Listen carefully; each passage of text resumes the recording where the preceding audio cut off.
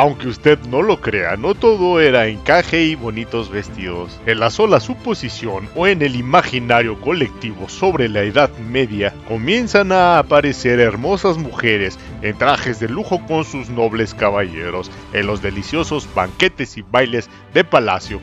Y el canibalismo estuvo presente durante la Primer Cruzada, en la conquista de Jerusalén. La tragedia que obligó a los cristianos a comerse a los musulmanes. ¿Qué hay, investigadores terrenales? Les saludo de nuevo, su amigo, su cuate, su brother, el investigador terrenal. Les recomiendo que todos ustedes, mis estimados investigadores, ya estén suscritos. Y si es la primera vez, amigo, que estás escuchando uno de estos videos que hago especialmente para ti, espero que te suscribas, que le des like y que compartas. Comenzamos con los horrores de la Edad Media.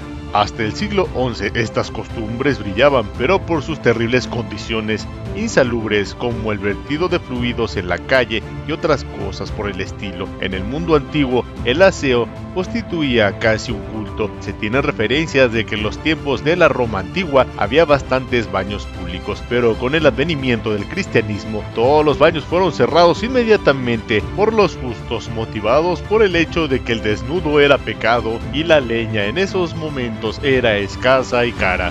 El olor y el hedor del cuerpo humano era amortiguado con perfumes persistentes y duraderos. Durante la Edad Media, en los siglos XV y XIV, la clase alta se tomaba un baño al menos una vez cada 2 meses, pero para el siglo XVIII ya había desaparecido por completo esta costumbre. Existen historias tan impactantes como la del famoso Luis XIV, el Rey Sol, que solo se había bañado un par de veces en su vida, y eso solo ante la insistencia de los médicos para mejorar su salud. Este procedimiento era tan desagradable para el monarca que no quería tener nada que ver con el agua. Aunque usted no lo crea, la falta de baños no molestaba en absoluto a nadie. Incluso en Versalles no había ni una sola letrina. Había largos pasillos cubiertos por unas cortinas pesadas, detrás de las cuales todos podían hacer sus necesidades. Así es, orinar y defecar.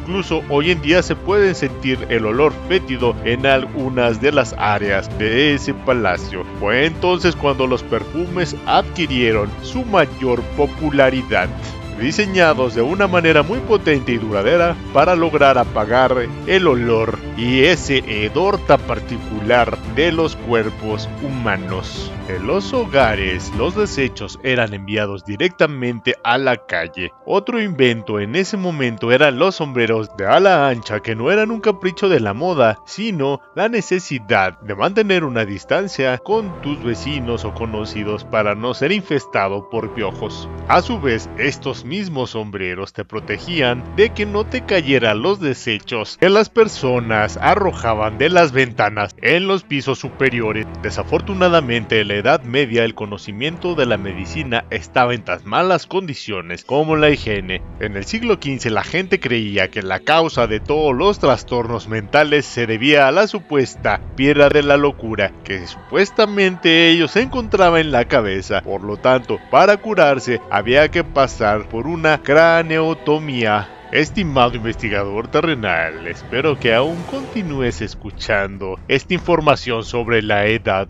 Media. Pero antes permíteme recordarte que te suscribas, compartas y le des like a este videito. Continuamos. Aunque no lo creas, los incendios, por ejemplo, eran tan habituales en esta época que se propagaban fácilmente debido a que las casas de los campesinos estaban hechas de maderas y carrizos. Bastaba con un descuido para que una chispa diera lugar a una gran catástrofe. Imagina mi investigador terrenal, para vivir en esa época tendrías que tener mucho cuidado si encendías fuego para preparar tus alimentos. Con tan solo un descuido podrías morir quemado. Las malas condiciones sanitarias de la población favorecían la difusión de epidemias y pestes. Ello puede explicarse a partir de la gran cantidad de gente que se reunía en las ciudades, donde las ratas propagaban los agentes difusores de enfermedades. Tan grandes eran las epidemias como la peste negra en el siglo XIV que muchos hombres las consideraban testimonio sobre el fin de los tiempos. Algo similar ocurría con las inundaciones que causaba la destrucción de tierras y numerosas muertes. Se cuenta que en diciembre de 1143, en las tierras gallegas, las aguas destruyeron casas, puentes y muchos árboles, sumergieron animales domésticos, rebaños, incluso familias enteras. Aunque usted no lo crea, no podías nunca abandonar tu aldea. Si bien los caballeros y reyes solían viajar de distancias muy largas, una persona común y corriente no podría hacer lo mismo. Los riesgos escritos evidencian que una gran porción de la gente no viajó a ningún otro país extranjero y había abandonado su propia región o la aldea natal. Aunque uno tuviera la oportunidad de desplazarse a otros lugares, no se podría proteger contra los peligros como ataques, robos y el frío. El matrimonio era rápido, fácil y difícil de aprobar.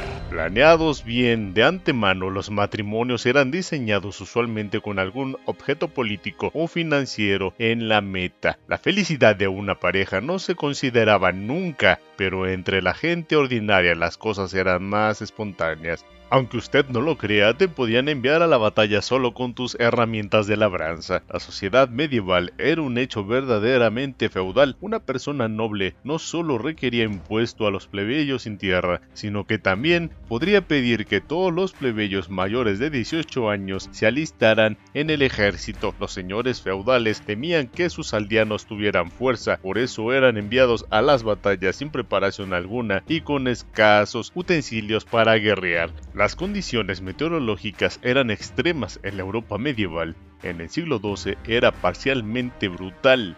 Desde 1522 una llamada pequeña edad de hielo azotaba todo el continente y gran número de personas perecieron del frío.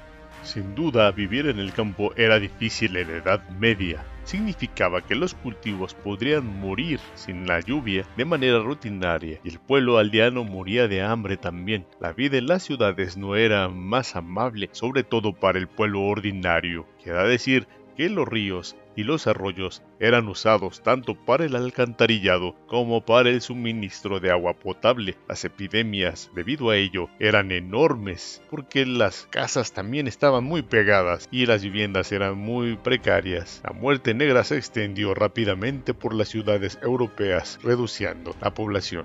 Y aunque usted no lo crea, sin duda alguna existió el canibalismo en aquella Edad Media durante las cruzadas, cuando las ciudades eran sitiadas. Y aquí cito al cronista Raimundo de Aguilers, donde nos comenta lo siguiente: aquí nuestros hombres sufrieron una hambruna excesiva. Me estremezco al contar que muchos de ellos, atormentados hasta el extremo por la locura que les causaba la falta de alimentos, decidieron cortar trozos de carne de las nalgas de los sarracenos, o sea, de los musulmanes que yacían por ahí, trozos que luego cocinaban y comían y devoraban como salvajes, sin esperar siquiera que la carne se acabara de asar.